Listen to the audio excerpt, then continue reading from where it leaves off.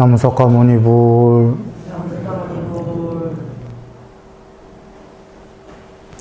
편안히 지내셨나요?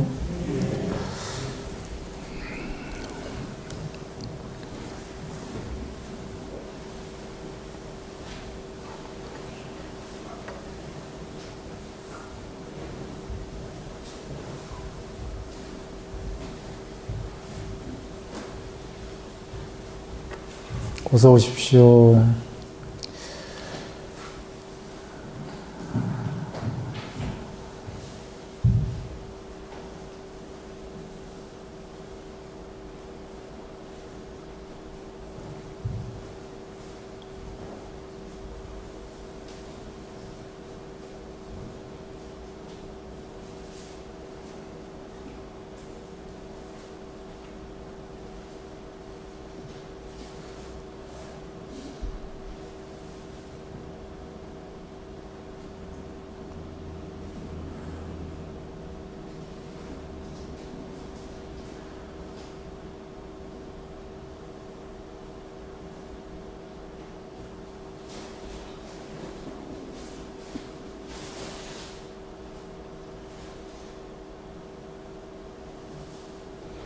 길어요. 오늘 경전이 길기 때문에 미리 간략하게 요약해서 얘기를 드려보겠습니다. 그때 그 당시에 육사배도 중에 니간타 나타푸타라고 6명의 유명한 그 외도 교주, 사법, 정법이 아닌 그 유명한 교주들, 종교의 교주들이 있었습니다. 6명. 그 중에 한 명이 그 니간타 나타푸타라는 교주였습니다. 잘 아시죠? 그 니간타 나타푸타의 제자 한 명이 부처님께 가서 대화를 나눕니다. 그래서 그 대화의 내용이 그 세 가지 업에 대해서 몸과 말과 마음의 업, 이거에 관련해서 대화를 나누고 부처님께서도 그것이 세 가지 업이다 하시고 니간타 나타푸타도 똑같이 그것이 세 가지 업이다 합니다. 양쪽이 공이 같아요. 그런데 차이점은 뭐냐면 그 니간타 나타푸타는 그 중에 몸의 업이 제일 그 죄가 크다, 이렇게 얘기하는 거고, 그 부처님께서는 마음의 업이 그렇다, 이렇게 얘기하시는 겁니다. 차이점이 있죠. 그래서 왜 마음의 업이 그런지를 얘기하시고, 그리고는 그 제자가, 아까 니간타 나타푸타의 제자가 그 얘기를 가서 자기 스승인, 아까 그 제자가 스승인 니간타 나타푸타한테 그 얘기를 합니다. 부처님과의 있었던 대화를. 그러자 그 교주인 니간타 나타푸타가 이제 부처님을 비웃는 거죠. 그리고 그걸 듣고 있던 그 우빨리라는 장자, 니간타 나타푸타의 제자입니다. 제가 제자. 제가 제자인 우빨리도 같이 웃습니다. 웃으면서 자기도 부처님을 이길 수 있다고, 그 정도이면, 이렇게 부처님을 비난하죠. 그 제가자도. 그래서 종래에는 그 제가자, 우빨리라는 제가자가 부처님께 갑니다. 가서 이제 부처님을 이기겠다고 가는 거예요. 토론으로 이기겠다고. 그 니간타 나타푸타도 제가 그 제자 보고 어여 가보라고 봅니다. 그대가 이길 거라고. 물론 가서 졌겠죠, 당연히. 교만하게 이길 거라고 가서는 뭐 당연히 졌을 거라는 건 우리가 예상할 수 있는데, 거기서 귀의합니다, 부처님께. 그리고 아마 수다원이 된 것 같아요, 그 자리에서. 이 본문 내용을 봐야 되겠는데. 여기서 좀 전에 우빨리라는 장자는 그 자기 조상들부터 가족 전체가 그 니간타 그쪽 종교를 믿는 모양입니다. 아마도 주석을 보면. 그러니까 니간타 나타푸타 그쪽 종교를 계속 믿어온 거예요. 근데 한순간에 그냥 확 바뀌어버린 거죠. 그래서 나중에 니간타가 그 피를 토했다라는 게 나옵니다. 그 나타푸타가. 그런데 가기 전에 이런 게 있었습니다. 그 우빨리가 부처님을 이기러 가겠습니다라고 하니까 교주인 나타푸타는 좋아했습니다. 그대가 이길 거야, 어여 가봐 그러는데 아까 그 제자 부처님께 대화를 해서 그 대화한 내용을 그대로 갖다가 그 니간타에게 고한 그 제자 있었죠. 그 제자는 제가자 제자가 아닙니다. 그쪽도 이제 그쪽도 사문이라고 부르는지 모르겠는데 유행승들이니까 그 제자는 이제 그 출가한 제자예요. 그 제자가 그대로 고한 제자가 자기는 이겼다고 여겼지만 우빨리 보내지 마십시오 스승님 그래요. 우빨리는 가면 질 겁니다 그러는 거예요. 그러니까 왜 그러냐, 이건 누가 가도 이긴다 하니까 부처님은 개종을 시키는 요술을 씁니다 그래요. 그러니까 다른 종교로 불교로 바꿔버리는 요술을 부리는 사람이기 때문에 가면 우빨리는 요술에 당합니다 그 얘기입니다. 근데 이 얘기는 여기경뿐이 아니라 여러 군데 나옵니다. 그러니까 벌벌벌 떨었어요 다른 종교인들이. 그 붓다는 개종시키는 요술을 쓴다라고 경에 여기저기 나옵니다. 그러니까 가기만 하면 전부 다 이기겠다고 갔다가 귀의해버리니까 그게 남들이 볼 때에는 요술로밖에 보일 수가 없는 거죠. 이유는 자기 쪽 종교에 오래 몸담아서 교리들도 충분히 알고 있는 사람들이거든요. 그쪽 종교에. 보통 교리를 충분히 알고 있으면 한번 상식적으로 다른 종교를 이기겠다고 가서 대화를 하다 보면 보통 귀의까지 합니까? 대화에 졌다 싶어도 싸움하고 말아요. 우겨서. 그렇지 않나요? 왜냐하면 우리들이 지는 거 싫어하잖아요, 사람이. 내가 견해에서 졌다가 싫으니까 그냥 우기다 마는 거죠, 보통은. 근데 졌다 정도도 아니고 다 웬간하면 귀의해버린단 말이에요. 그러니 외도들이 보기엔 이해가 안 되는 거예요. 그래서 저 무슨 요술을 부렸구나. 개종시키는. 여기서도 마찬가지로 그 제자가 스승님 안 돼요. 저 붓다는 개종시키는 요술을 하기 때문에 갔다 하면 우빨리 개종됩니다. 보내지 마십시오. 3번을 그렇게 얘기하는데 나타푸타가 그럴 일 없다. 가서 이겨라 해서 가서 결국은 개종을 했죠. 개종한 정도가 아니라 나중에 뒤에 나오는데 니간타 나타푸타가 어이가 없어서 진짜로 개종했나 알고 싶어서 스스로 찾아갑니다. 맨 처음에 제자를 보내요. 제자가 개종했습니다 하니까 안 믿는 거예요. 그럴 리가 없다. 저 집안은 전부 다 이쪽 종교를 믿는 대대로 집안인데 그럴 리가 없어. 그래서 그쪽 스승께서 몸소 가십니다. 그래 대문에 갔는데 하인이 딱 막는 거예요. 우리 주인님이 이제는 그쪽 종교 안 믿는 데입니다 하고 대문을 막아요. 그래서 부처님 제자들만 들여보내라고 그랬습니다. 그러자 나타부타가 그래도 스승인데 뭐 거기서 화내고 그러겠어요? 점잖게 할 말이 있다고 전해라.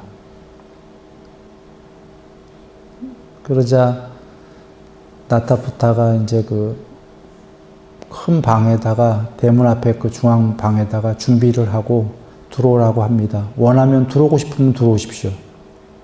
그러자 이제 나타부타가 여기 경에 뭐 기분이 언짢다 이런 건 안 나오지만 기분이 언짢았을 거예요. 왜냐하면 평소에는 버선발로 마중 나간 모양입니다. 우리나라식으로 얘기한다면 뛰쳐나가서 막 모시고 이러는 모양인데 들어오십시오도 아니고 들어오고 싶으면 들어와라. 이건 말고 싶으면 말하라 그 소리 아닙니까? 그래 들어오는데 평소에는 제일 높은 자리에 자기 옷으로 털어서 그 스승을 모셨던 모양이에요. 제일 높고 제일 좋은 자리에 경에 나오는데 근데 그 자리에 본인이 앉아 있어요. 제일 높은 자리에. 그리고 턱 내려다보는 거죠. 아까까지 스승이었는데. 굉장히 좀 보통 이렇게까지는 안 하죠. 그리고는 이제 듣기에 따라서는 상당히 모멸감을 주는 얘기를 하게 됩니다. 나타부타는 엄청난 모멸감을 받았을 거예요. 그래서 거기서 입에서 피를 토했다가 본문에 나옵니다. 그러니까 웬간해서야 그렇게 했겠어요.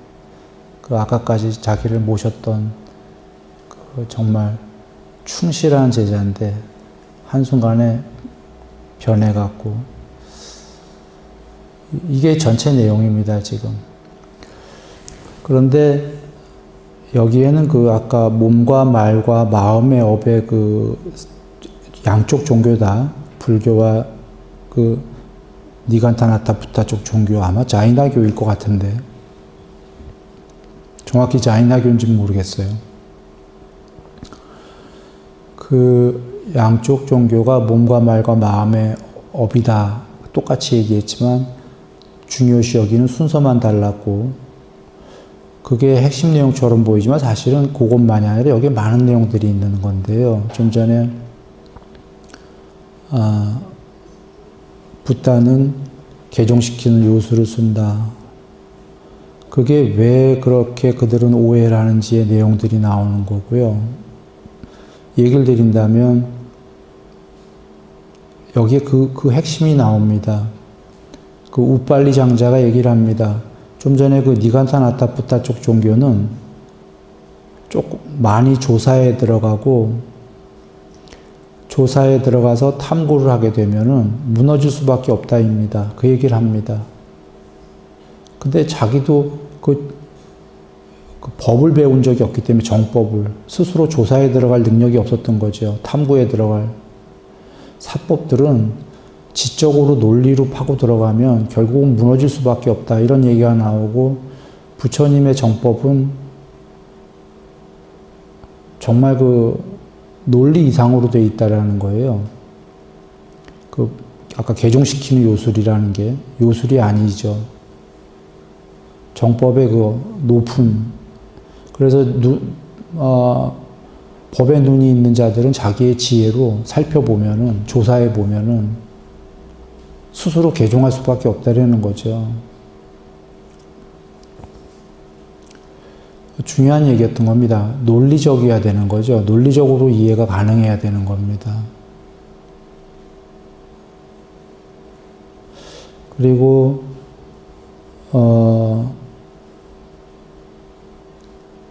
또 하나는 그 우빨리 장자에게 수다원이 만약에 됐다면 우빨리가 그 몸과 말과 마음의 업에 대한 그 교설에서 수다원이 된 게 아닙니다. 그거 갖고 거기 본문 내용 보시면 알지만 그건 짧아요. 그걸로 수다원 될 수는 없는 거예요. 수다원 된 건 그 뒤에 부처님께 감동을 하자 나중에 부처님께서 법을 그 자리에서 설해 주십니다. 그 법을 듣고 수다운이 된 건데요. 그 법은 이 세계에서 잘 사는 것, 처음에 보시, 계율, 그리고 천상까지 가는 것, 그리고 천상까지 가고도 그 천상도 결국은 신들이 감각적 욕망이 있다라는 것.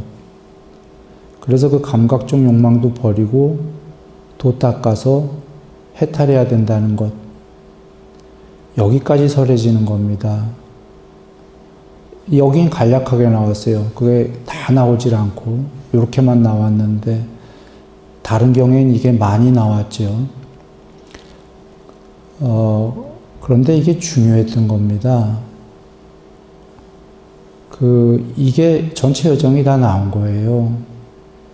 그러니까 이 세계에서는 보시와 계율적으로 살고 여기서 행복하고 죽은 다음에 천상도 가라. 천상 얘기가 나오고 거기서 멈추지 않는 것이 천상도 욕망이 있는 거 아니냐. 그래 좋은 거지만 더 높아지려면 욕망을 줄여가고 결국은 소멸해서 나중에 탐진치 소멸해서 해탈해라. 여기까지가 전체 여정이다라는 건 시사하는 바가 부처님 설법이 이거다입니다.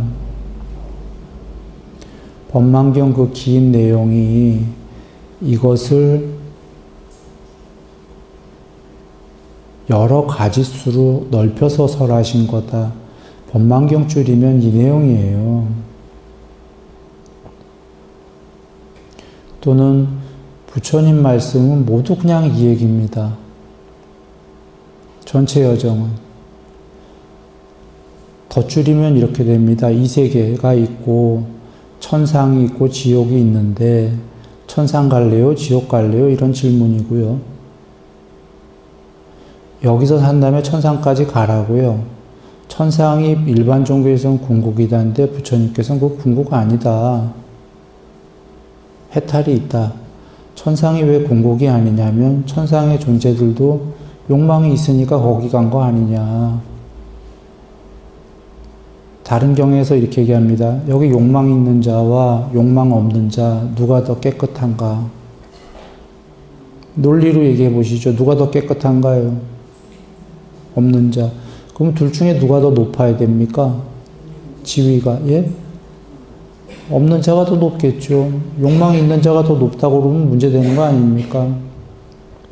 여기 화가 있는 자와 화가 없는 자가 있다고 치죠. 누가 더 깨끗합니까? 화가 없는 자. 둘 중에 화가 있는 존재가 더 높으면 어떻게 됩니까? 큰일 나죠. 화가 없는 자가 제일 높아야 되죠. 그래야 세상에 아무 일 없지. 어리석음이 있는 자와 어리석음이 없는 자 누가 높아야 됩니까? 깨끗하고. 그래서 부처님께서 만약에 이 세계에 탐진치가 없는 자가 있다면 그가 제일 깨끗하고 그가 제일 높지 않나. 맞습니까? 부처님께서 탐진치 소멸하신 분이다 이렇게 얘기하는 겁니다. 나 제일 깨끗하고 제일 높아. 논리죠. 그러면 천상세계의 존재들은 욕망이 있어요? 없어요? 있으니까 갔을 거 아니겠습니까? 우리보다는 작겠죠? 훌륭한 존재들이겠죠? 우리보다는. 그러나 뭐 욕망도 좀 있고 뭐 성냄도 조금 있고 어리석음도 조금 있고 그러겠죠? 그래서 부처님께서 천상도 있는데 천상도 가고 그러나 보아라 근거를 대시는 거예요. 거기도 존재들이 욕망이 있으니까 간 거 아니냐? 그걸 소멸한 자가 있다면 더 높은 거 아니겠냐? 네, 더 높은 상태가 있다. 그게 해탈이다. 이렇게 설하신 겁니다. 이겁니다. 이게 전부입니다. 이 세상도 있고 천상도 있다. 지옥도 있어요, 물론. 천상 갈래, 지옥 갈래 하면 천상 가야 되죠. 천상보다 더 높은 게 있다. 그건 이 세계, 저 세계가 아니다. 탐진치를 소멸한 거다. 소멸하면 여기에 존재를 잊지 않는다. 초월해버리다. 그렇다고 단멸이 아니다. 이게 전부예요. 간략하지 않나요? 근데 이렇게 이게 이치이고, 근데 이게 이치라고 이게 됩니까? 물론 눈 밝은 자는 될 수 있어요. 어쩌면. 여기서 그냥 다 들어놓으니까 탐진치 버리자 하고 버리면 되긴 해요. 그죠? 이치적으로는 누군가가. 근데 쉽지가 않으니까 팔 정도가 이제 방법이 되는 거죠.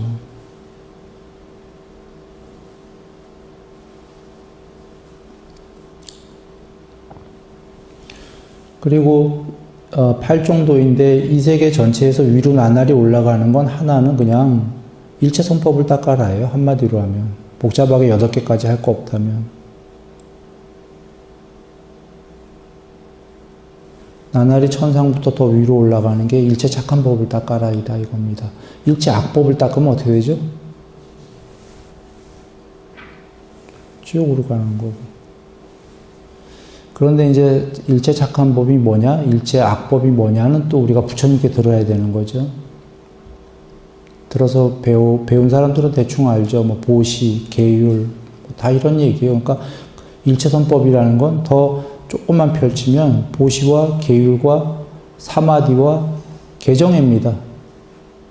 개정의 전에 앞에 보시가 하나 붙는 거고 사띠를 집어넣는다면 보시, 계율, 사띠, 삼매, 반야 이렇게 되는 거고 그렇죠? 뭐 또 칠각치 하게 되면 또 중간에 좀 더 들어가는 거고 8 정도는 뭐 다 들어있는 거죠. 바른견해, 사성제, 바른사유, 감각중 욕망 출리, 악이 없음, 해코지 않음 이거에 대한 사유, 바른말, 바른행위 바른 직업까지 들어갔으니 말해 못하겠어요. 다 되는 거죠. 바른 생활, 바른 직업이죠. 바른 정진, 바른 사띠, 바른 삼매. 8 정도는 뭐 골고루 다 들어갔죠. 그래서 그냥 이것저것 머리 쓸 거 없이 8 정도만 하면 언젠가 깨닫는다 경에 계신 겁니다. 깨달음에 대한 서원을 세우던 세우지 않던 그렇게 계신 거죠.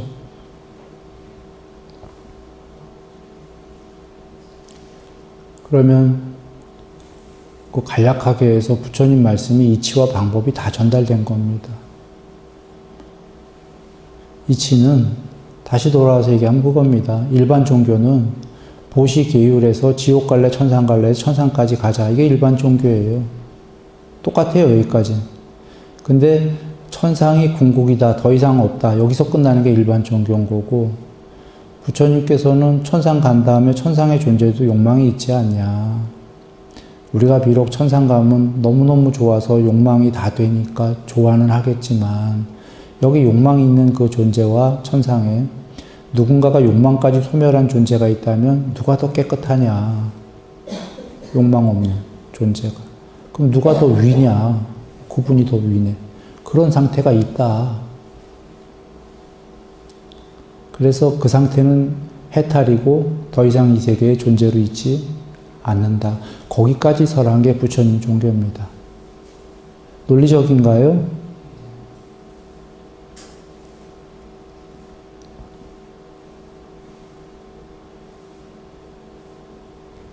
쉽죠?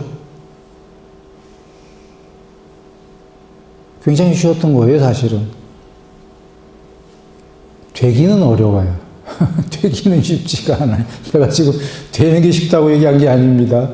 그 이치가 쉽지 않냐 얘기 드린 겁니다. 이치는 맞습니까? 천상의 존재들도 욕망이 있다 이거 맞습니까? 누군가가 욕망이 없다면 더 깨끗하고 더 높겠죠. 근데 우리가 욕망 없는 존재가 있을까? 이게 상상이 안 가는 거죠.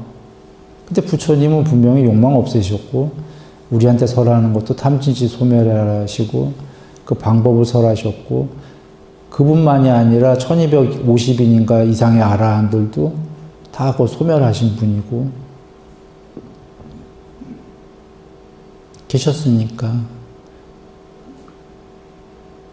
이치가 이해됐다면 이제 그래도 얘긴 거의 많이 끝난 거예요. 아난존자님이 이해하기가 어려운 거지 이해만 했다면 깨달으면 그리 어렵지 않다. 그러셨잖아요. 그죠? 이해가 그 중요한 거는 여기 이제 가다가 그 얘기를 하려고 하는데 본문에서 우빨리 장자가 한순간에 완전히 태도가 헷가닥하고 변해요. 그죠? 앞서서 잠깐 얘기 드렸어요. 아까까지 스승이었어요. 바로 전이에요.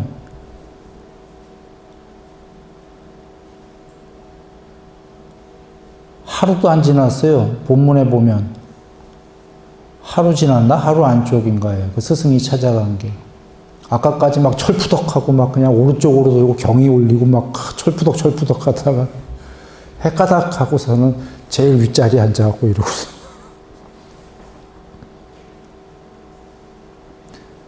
어떻게 보면 우빨리라는 사람이 참 나빠 보입니다. 인간적으로.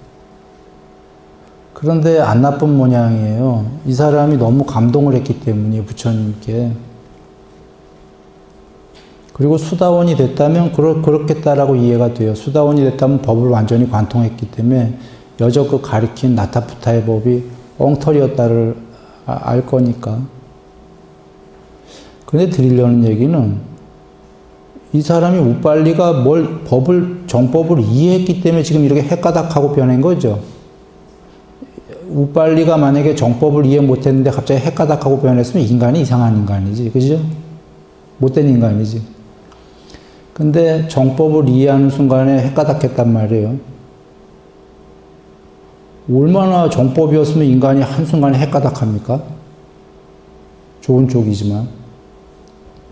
그렇게 오랜 세월 모셔왔던 그 나타푸타인데 한순간에 휙 전변할 정도로 정법을 이해한 넘어 보았다는데 이해했기 때문인데 여기서 드리려는 말씀은 그 정법이 없었다면 어떻게 되나요? 그럼 바른 법을 들은 적이 없었어 우빨리가. 그럼 죽을 때까지 나타푸타 모시고 그냥 뭐 그럭저럭한 법 듣고 죽을 때까지 그럭저럭하게 죽고 뭐 그러겠죠. 법을 만났기 때문에 좋은 쪽으로 변한 거 맞습니까?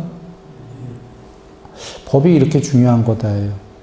지금 아까 이해하셨으면 웃으시면서 이해했지만 이렇게 뭐 별거 없지 뭐 어렵지 이해했다라는 건 다른 겁니다.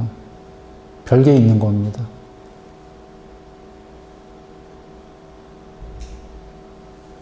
이해 안 했다면 평생 그 길로 갈 생각을 아예 안 하죠. 지금 부처님 말씀이 어떤 법이었는지 간략하게 얘기 드린 그게 전부예요, 사실은. 그 이치는. 이 세계에서 천상 가고 천상이 궁극이 아니라 거기도 욕망이 있으니까 탐진치 소멸해서 해탈까지가 있다. 그리고 천상도 여러 개가 있고 더 세분화시키면 정거천이라는 데는 가면은 떨어지진 않는다. 이 세계로. 거기서 해탈할 수 있다. 정거천은 갈 수 있는 유일한 그 이치가 애욕이 없는 이다. 얘기하셨죠? 브라마짜리아가 되면 애욕만 없으면 정거천 간다. 근데 그냥 애욕이 생으로 없어져라 한다고 없어지지 않으니까 그것도 개정의 삼매를 굉장히 많이 닦아야 된다. 삼매를 무소유초까지 닦으면 된다. 이렇게 다 가르쳐 주신 거예요. 이거 안 가르쳐 주셨다면 각 강론들도 우리가 이걸 어떻게 알아요? 몰라요. 이걸 우리가 가르쳐 준 분이 안 계시는데 우리가 알려면 우리가 스스로 깨닫는 벽지불이 된 다음에 아는 수밖에 없어요. 근데 다 가르쳐 주셨어요. 그리고 머리로 이해해 보니까 가르쳐 주신 걸 우리의 그 지혜로 이해해 보니까 맞아. 돼보진 않았지만 맞단 말이죠. 아까 천상도 욕망이 있고 그거보다 더 넘는 게 해탈이 있을 것 같아. 근데 그 중간에 아나함이라는 정거천이 있대. 근데 거기는 누가 가냐면 애욕이 아예 없어야 제로여야지 간대. 그 애욕이 없으면 정거천 갈런지 안 갈런지 모르겠다. 우리 입장에선. 그런데 그래, 애욕이 없으면 그건 옛날부터 성인이라고 그랬잖아. 브라마짜리야, 독신.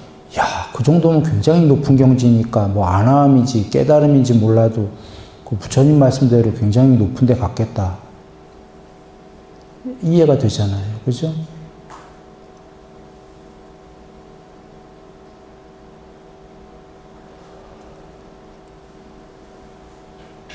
그 법을 보는 자들이 그래서 처음에 뭘 보냐면 이치를 보는 겁니다. 이치가 맞다 여기면 그 다음에 방법론을 이제 사유에 보고 쫓아가게 된다. 이 84,000 경전 우리 지금 있지요? 초기 경전 세상에 남아있죠? 돈 주고 살 수 있죠? 그게 굉장히 중요한 책인 거라는 얘기를 드린 거예요, 지금. 어떨 때는 보다 보면 일반적인 법문 갖고 부처님 말씀이 이거 이럴 때가 있는데 우리가 그 법문 없다면 우빨리가 법문이 없었다면은 어떻게 그거를 평생 그냥 나타부타 밑에 있었겠죠.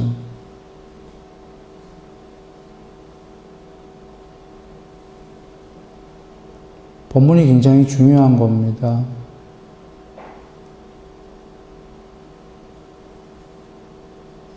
그런데 그 법문을 듣고 아는 자도 있고 어떤 분은 수다원이 되는 거고 똑같은 법문인데 어떤 분은 그냥 그래도 수다원까지는 안 돼도 많은 이해가 돼서 공부가 될 거고 어떤 사람들은 그냥 조그만 이해를 가질 수도 있어요. 그것만 해도 훌륭한 거가 조그만 이해들에도 그게 반드시 이해됐다는 건 정말 중요한 겁니다. 언젠가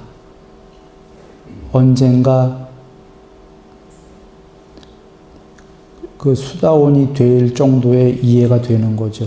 지금 그 수다원이 된 우빨리, 수다원이 됐는지 안 됐는지는 모르겠어요. 만약에 수다원이 됐다면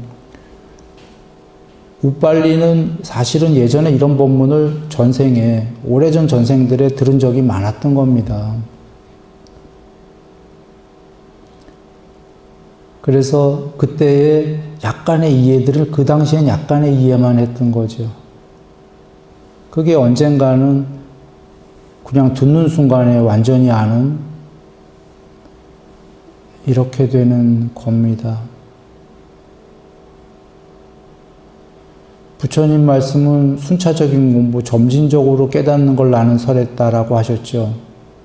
한 방에 깨닫는 거 없다 그러셨어요. 부처님께서 경전 본문에. 이해도 마찬가지입니다.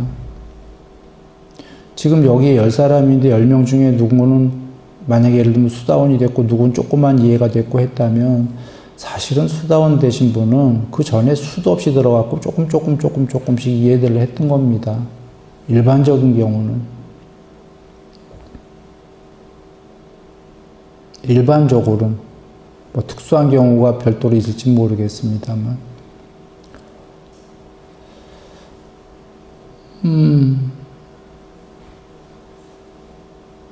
사실은 요약하기만 했는데도 시간 다 갔죠. 이걸 경을 읽고서 갔다고 그러면 또 한 4회에 걸쳐서 해야 될 것 같아서 간략하게 했는데 그래도 한번 그 부분들만 보고 가겠습니다. 잠깐만.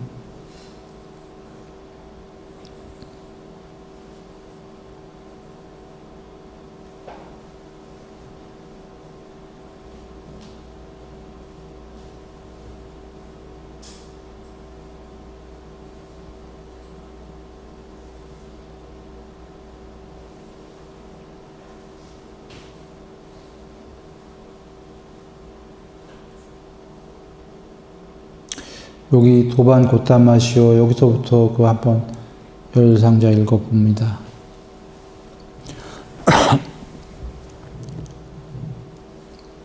도반 고타마시오 이렇게 분류하고 이렇게 구별한 세 가지 역 가운데 당신은 어떤 업이 악업을 짓고 악업을 행함에 있어 가장 비난받아야 할 것이라고 설하십니까? 몸의 업입니까? 말의 업입니까? 마음의 업입니까? 답하시오. 이렇게 분류하고 이렇게 구별한 세 가지 업 가운데서 마음의 업이 악업을 짓고 악업을 행함에 있어 가장 비난받아야 할 것이라고 나는 설한다. 몸의 업도 그 정도는 아니고 말의 업도 그 정도는 아니다. 도반 곧담하시어 당신은 마음의 업이라 말씀하셨습니까? 답하시어 나는 마음의 업이라고 말했다. 도반 곧담하시어 당신은 마음의 업이라 말씀하셨습니까? 답하시어 나는 마음의 업이라고 말했다. 도반 곧담하시어 당신은 마음의 업이라 말씀하셨습니까? 답하시어 나는 마음의 업이라고 말했다.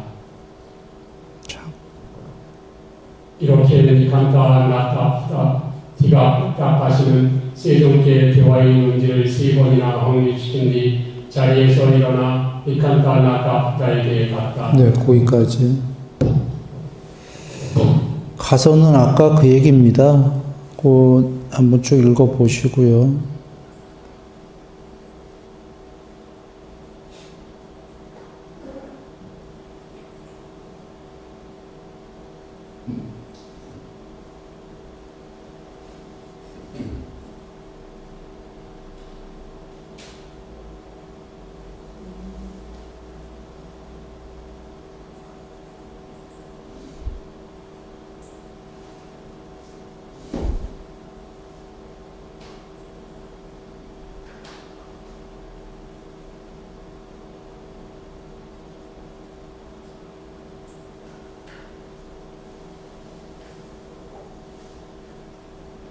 자, 11번 한번 읽어봅니다. 정자여, 이를 어떻게 생각하는가?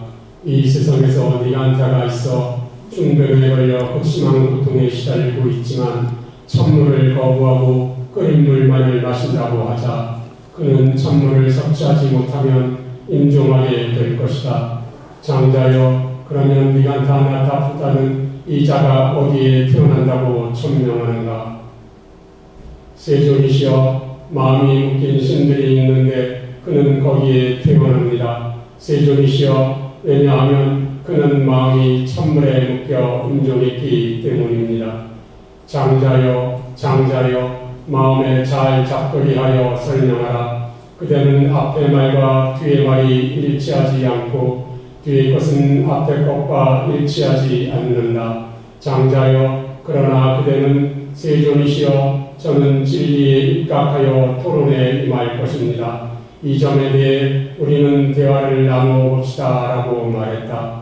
세존이시여, 세존께서는 비록 그렇게 말씀하시더라도 몸의 몽둥이가 악업을 짓고 악업을 행함에 있어 가장 비난받아야 할 것입니다. 말의 몽둥이도 그 정도는 아니고 마음의 몽둥이도 그 정도는 아닙니다. 네, 거기까지 봅니다.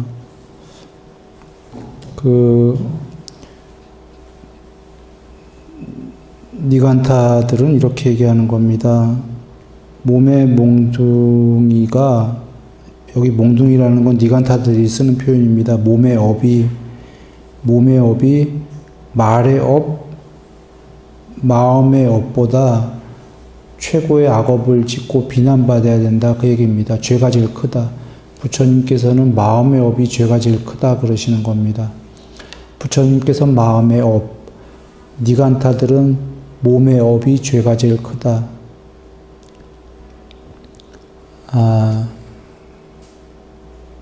극단적으로 얘기하면 니간타들은 몸으로 살생하는 게 죄가 제일 크다. 부처님 불교는 마음으로 살생한 게 죄가 제일 크다, 그 얘기입니다. 부처님 말씀이.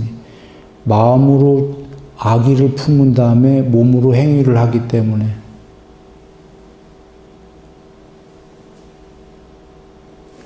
그걸 지금 설명하시는 겁니다. 좀 사유해 볼 문제들이 있죠?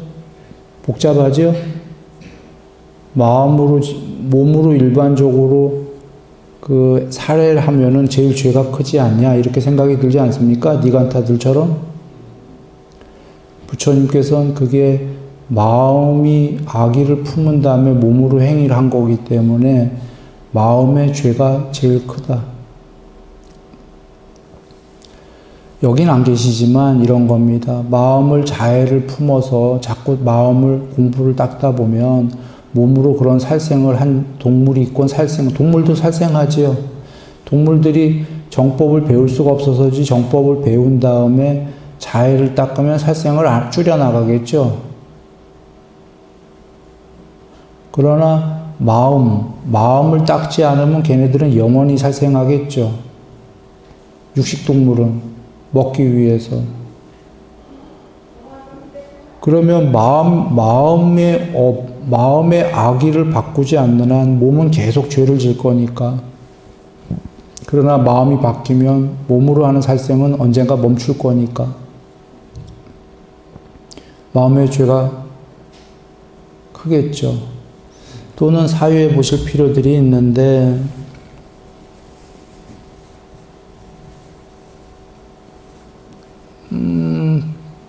이 얘기하려면 이것만 논점이 몇 시간인데.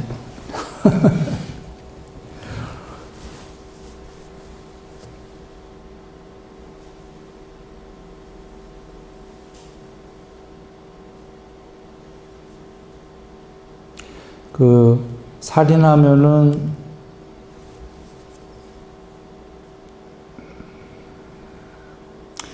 살인의 두 종류가 있는데 우발적 살해가 있고 고의적 살해가 있죠. 고의적 살해는 여지없이 큰 형벌 받죠. 우발적인 건 좀 적게 받거나 정상 참작 받거나 이런가요? 그러니까 마음에서 아기가 살해할 의도가, 그게 몸은 둘 다 살해했어요. 몸으로는. 두 사람 다. 근데 한 명은 마음에 고의성이 있는 거고 한 명은 마음에 고의성이 없었던 거죠. 마음의 고의성이 법으로도 그렇게 따지죠. 그리고 또는 그 살인자 중에 연쇄살인마가 있었죠, 전에. 그래서 재판관한테 감옥에 갇힌 건 괜찮은데 그 안에 갇혀갖고 살인 못하는 게 제일 괴롭다고 뭐 이렇게까지 한 살인마가 있었다고 그랬대요. 결국은 자기 목을 매달아 죽은 교도소에서 한국 사람. 뭐 이런 예를 드는 게 적절하지는 않을 것 같은데 종교에서. 여하간 이가 몸으로 계속 짓는 게 마음이 안 바뀌어서죠. 아까 육식동물 얘기했잖아요. 정법을 배워서 마음이 바뀌면 몸으로 행위 짓는 거를, 그런 죄를 앞에는 지었다 쳐도 언젠가는 안 짓게 되겠죠. 그러나 그 마음이 안 바뀌면은 그런 행위를 영원히까지는 좀 오버했지만 뭐라 그럴까. 마음이 바뀌지 않는 한은 그 몸의 행위가 계속 그렇게 살생을 하겠죠. 그러니까 가깝게는 법은 당장은 마음을 묻진 않아요. 법은 몸의 행위를 묻지. 그래서 그걸로 교도소에 넣거나 이러지만, 그러나 법도 아까 우발적이냐 고의적이냐 이런 마음의 의도는 물어보는 거고, 그 다음에 가깝게는 그렇지만 사회는 질서를 지켜야 되기 때문에 살생하면 안 되니까, 종교적으로 봤을 땐 형이상학은 결국은 장기적으로 볼 때 마음이 바뀌어야 되는 거죠. 안 바뀐 때까지는 영원히 그런 짓을 할 거니까, 법을 배워서 마음이 바뀌어버리면 그 행위를, 못된 짓을 안 하게 되니까요. 그 말씀 하시는 겁니다. 그러나 이거 말고도 더 사유해 봐야 될 부분들이 많이 있습니다, 여기에는. 근데 그 사유들이 여기 나오진 않아요. 스스로도 사유해 보셔야 될 문제입니다.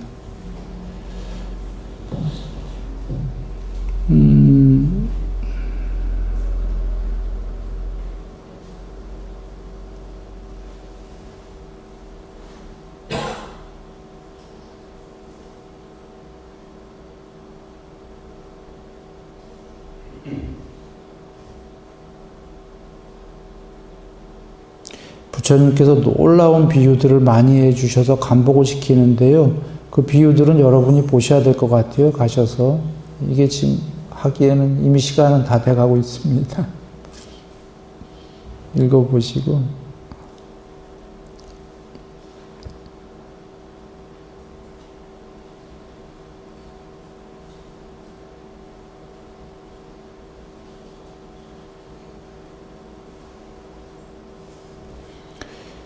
그래서 여기 이렇게 이제 하다가 놀랍고 이제 그래서 이제 반복해서 귀의하는 겁니다. 경이롭습니다. 고타마 존자시여 놀랍습니다. 하고 이제 귀의합니다. 세존께 귀의합니다. 그러자 부처님께서 그런데 보통은 그냥 받아주시는데 그 귀의를 받아주시는데 여긴 특별하게 장자여 심사숙고한 뒤에 행하라.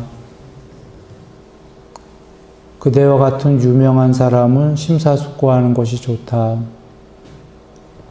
아마 대단히 유명한, 그러니까 잘 나가는 사람이었던 모양입니다. 그 당시에. 부처님께서 그대와 같이 유명한 이 정도로 얘기하셨